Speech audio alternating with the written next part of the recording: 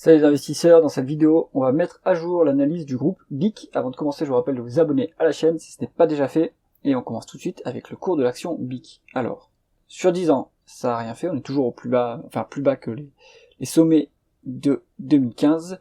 Mais on a bien rebondi depuis 2020, on a quasiment doublé sur BIC. Donc est-ce qu'il est encore temps de profiter de ce rebond? On va regarder ça. On a une croissance médiane du chiffre d'affaires de 0,75%, donc ça reste très faible, hein. 2024 s'est soldé par une décroissance de 3%. On a eu pourtant une acquisition, mais ça n'a pas suffi à booster la croissance. Donc ça veut dire que la croissance organique est encore plus faible que la croissance totale qu'on voit ici.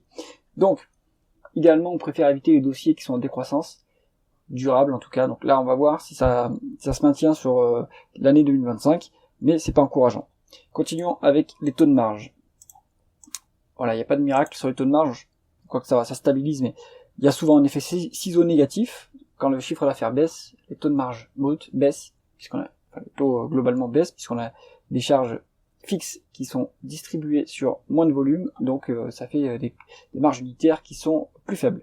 Donc, on est quand même proche de la médiane, hein, qui a 50,5%.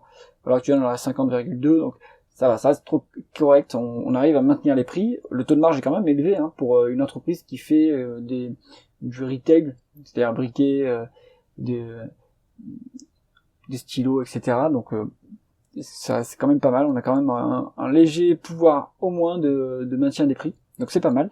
Le taux de marge d'EBITDA, il est en train de rebondir après avoir atteint des points bas en 2023, donc il réaugmente, on arrive à dégager une meilleure efficience opérationnelle, donc ça c'est pas mal.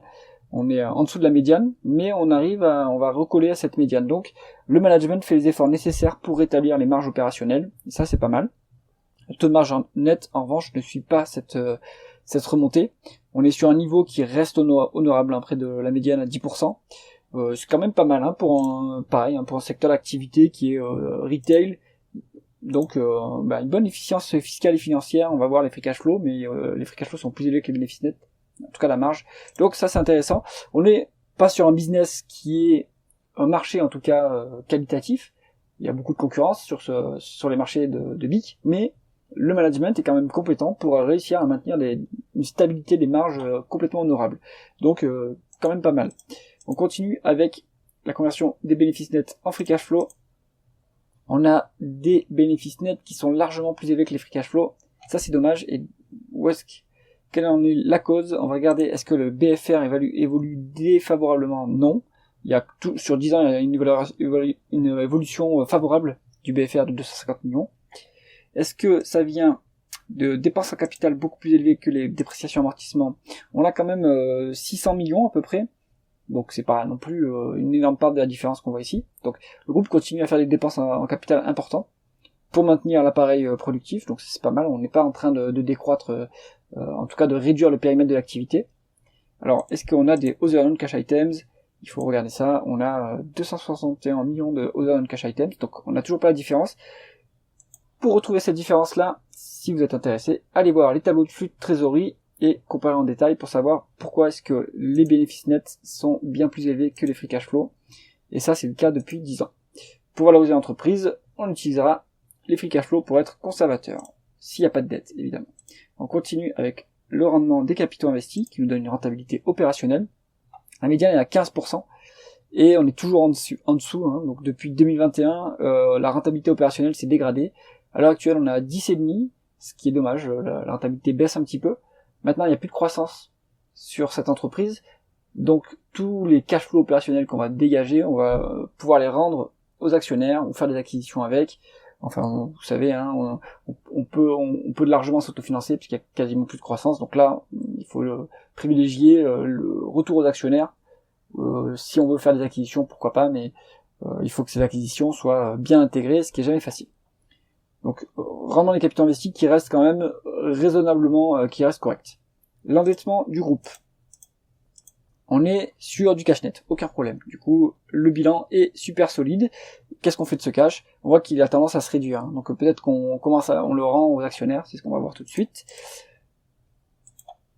Donc on se met le dividende, le rendement, enfin on se met les rachats d'actions et on se met le rendement d'actionnaire en excluant la dette. Donc, elle est déjà là.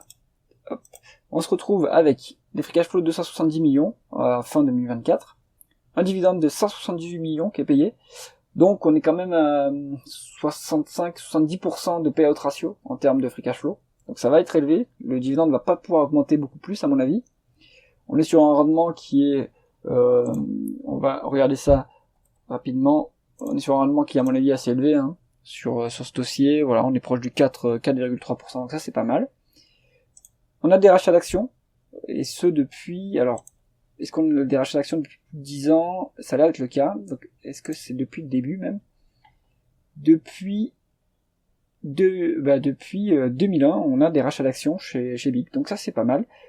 Ça dépend à quelle valorisation sont faits ces rachats d'actions, évidemment, mais bon, on est quand même sur une entreprise très mature, donc ceux qui sont faits en tout cas à l'heure actuelle, ces rachats d'actions, sont pertinents puisqu'ils permettent de augmenter le retour aux actionnaires et qui sont faits à une valorisation qui est attractive.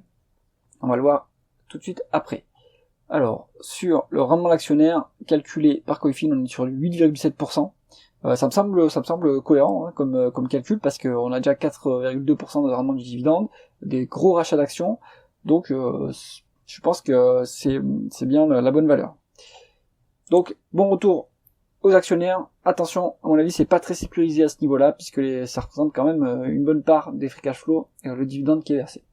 On continue avec la valorisation. On est en cash net et on a vu que les free cash flow sont moins élevés que les bénéfices nets, donc on va prendre une valorisation en termes de price to free cash flow. Et bien là, on est sur une décote de 50%, hein, sur les price to free cash flow. Donc peut-être qu'il y a une marge de sécurité, peut-être qu'il y a une opportunité. Si on regarde la valeur d'entreprise sur EBITDA, on est beaucoup moins décoté là en revanche. Donc là c'est que on a une force décote parce que on a une excellente conversion de l'EBITDA en free cash flow. Donc est-ce que ça c'est structurel ou ponctuel à voir? Est-ce que c'est le management qui a fait en sorte d'avoir des free cash flow élevés, mais est-ce que c'est durable sur l'exercice, sur les prochains exercices? Ça reste à voir. En valeur d'entreprise sur EBITDA, si on prend cette valeur-là, on est décoté de 10%. Donc où est la vérité? On peut aussi regarder en price earning, même si les bénéfices nets sont beaucoup moins élevés que les free cash flow. Mais si on se met la médiane de price earnings, on est décoté quand même beaucoup moins, hein, de 15-20%. Donc à mon avis, il vaut mieux pas prendre la décote de price to free cash flow, il vaut mieux prendre la décote de valeur d'entreprise sur EBITDA, et là on est décoté de entre 10 et 15%. Donc ça donne une marge de sécurité. Conclusion du dossier BIC, un excellent dossier value, un excellent rendement de l'actionnaire, avec une légère marge de sécurité. Maintenant le bémol, l'unique bémol que je vois, c'est ça, hein, la décroissance.